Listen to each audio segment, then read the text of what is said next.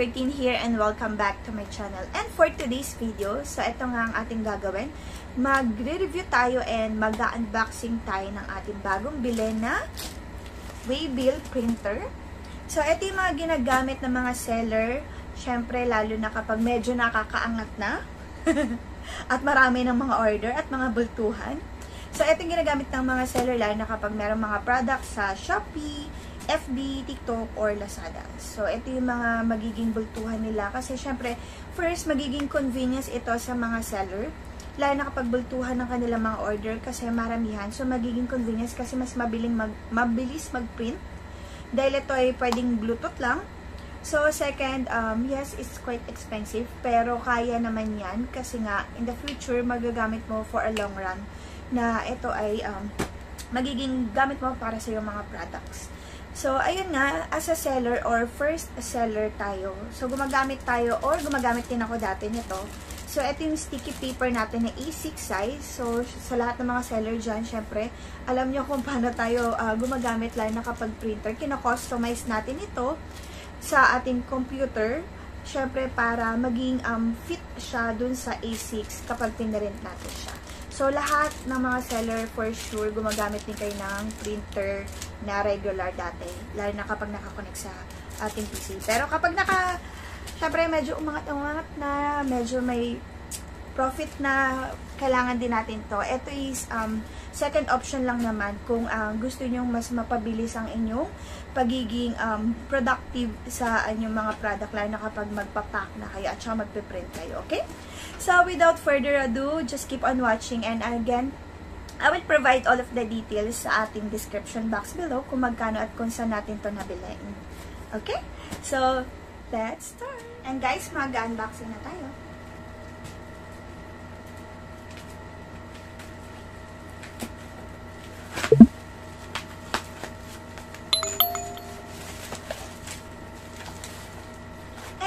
Tsaka nga pala guys, alam nyo nang meron doon kayo na makikita sa pag bumili kayo, meron kayo makikita doon na price na para maingatan or parang magbabayad ka ng extra fee. Parang kung di ako nagkakamali, it's around 92 pesos or less than 100 siya. Para siya maging careful sa package, it means that kapag nagkaroon ng problem doon sa courier or kay rider, para may parang insurance yung product na binili niyo, lalo na pag mga gadget yan. So, okay lang yun magbayad kayo ng kahit konti para at least safe ang inyong product. Okay. So, eto na yun. Eto yung, tignan natin ako ano. Ayun. So, eto yung ating parang tray. Para siyang tray. Yung holder nito nung ating, at yung pinaka-holder nung ating paper. So, i-install natin siya mamaya. Yan muna siya sa gilid. Ano pa yung laman ng ating product? Hi! Amazing! Ito yung binili ko na 300. Ito hindi siya katulad ng sticky paper na regular kasi yon is putol-putol. Ito siya is parang nakakabit na siya. Parang basta connected siya lahat. So, automatic siya na mag-disconnect. Ito na yung mga cord natin pang USB or sa power natin. And ito yung pinaka-adapter din. So, mamaya, iisa-isayin natin siya. Guys, hindi naman lahat ng diba, hindi naman lahat, diba, nagbabasa nito. Para pag may mga times na hindi tayo alam. So, minsan binabasa din natin. And nandito yung print label niya or yung version niya. And nandito yung introduction manual. So, ito yung code din. Yung barcode or QR code. Mamaya, ipiprint natin. Or i-connect natin siya sa ating cellphone. And, ito na yung ating printer. Ayan. So, guys, sobrang liit. Ganito lang siya kalaki. Halos, ganyan lang siya. Mas maliit siya. Tapos ganito lang siya. Ayan. So, i-connect na muna natin siya sa power. Tapos, i-install ko muna siya lahat kung paano siya gagawin. Okay? And, eto na nga tayo guys. So, tatlo ang kasama niyang cord. So, kung kayo may mga computer at gusto niyo siya i-connect sa computer niyo, eto ang inyong gagamitin. Ito yan guys. And ito yung pang USB niya. So, dito nyo siya i-connect sa may pangatlong butas. Okay? Sa may white. So, kung kayo naman ay may Android or sa Bluetooth nyo siya gagamitin, ito yung power cord natin. At ito yung power cord. And ito yung pinaka-adapter niya. So, gagamitin natin yan. Quick lang natin ito. Ko-connect nyo lang siya dito. Ayan.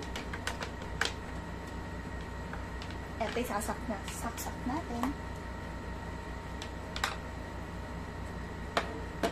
And, dito nyo siya ipapasok o dito sa may pinaka-itim.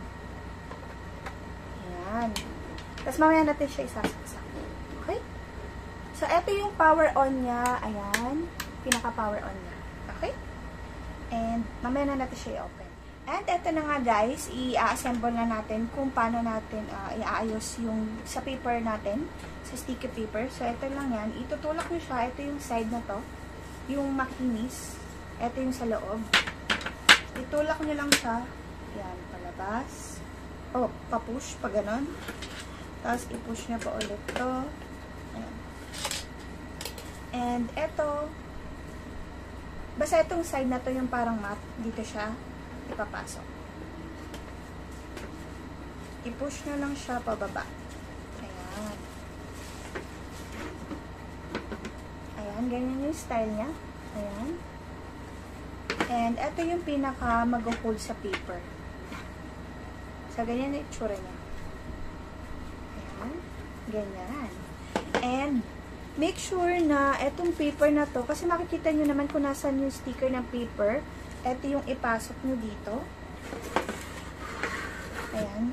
Tapos, ito yung ilalabas nyo. So, ito yung paper. Makikita nyo. Ayan. Ayan. Ayan. Ayan yung paper.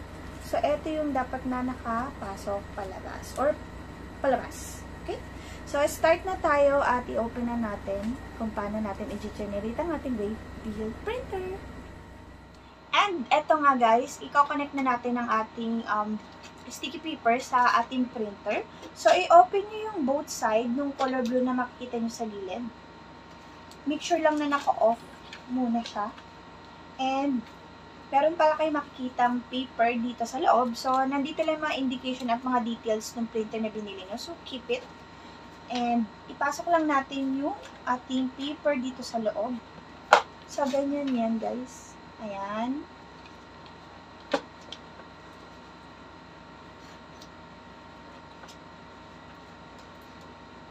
And make sure na i-close nyo ulit yung color blue na nasa gilid niya.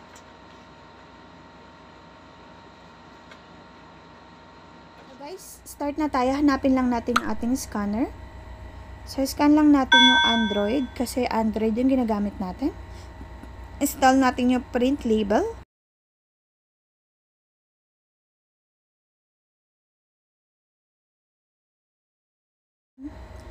I-use app lang natin siya while using allow. So, ito yung information or settings ng ating sa printer. Yung sa may A6 natin. Once na ma-install nyo na, try natin mag-print na ng ating Waybill. And okay na guys, yung ating printer, nakakonect na yun sa ating phone. And susubukan natin mag-print ngayon gamit ang ating Waybill printer. Okay, so punta lang tayo sa apps. And, eto, may naka-pending tayo, pero may print na ako yan. Try natin mag-print ulit. So, Bluetooth print. Select device. Bluetooth printer. So, tingnan natin yung code. Tingnan natin itong 4.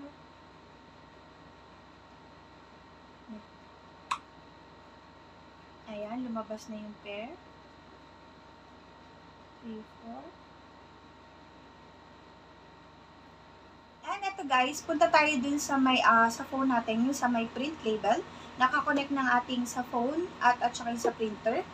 May makikita kayo dong edit, print, and settings. Kailangan yung sa label nyo, yung label width is 100 and yung label height nyo is 160. So, makita nyo, dapat natin doon is 150 to 160. Makikita natin yun. Pwede natin i-customize yung gagawin natin na screenshot ng ating ipiprint, doon mag-fit sa ating paper. So, balik kayo doon sa may edit, and then input, images, album. Ayun. I-align nyo lang siya doon sa may at least 2 or 3 before mag-10, and then fit to hanggang dulo. And then, hanggang to baba. Ayan. Kukustomize nyo lang siya pag ganyan. At least nasa edge siya ng before mag 150. Ayan. Pwede nyo. And then, after nyan, kailangan nakakonect na tayo sa ating internet. Pag hindi pa connect, search Bluetooth print. Okay. And then, 1 lang number of print natin. Ayun. Nag-print na siya. O, sige, tingnan natin.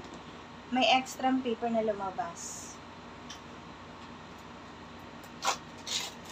And, tada! Ayan na yung ating print ng ating waybill. So, ito na yung nilalagay ng ating mga seller. Sa mga seller. Ito yung package. Meron tayong order na to eh. Ito, naka-ganyan siya. O, diba? Mas easy, mas convenient ka dahil sa mga seller. So, ayun nga guys, eto na. Tapos na tayo sa ating mga review at saka sa unboxing ng ating pagpiprint ng ating printer waybill.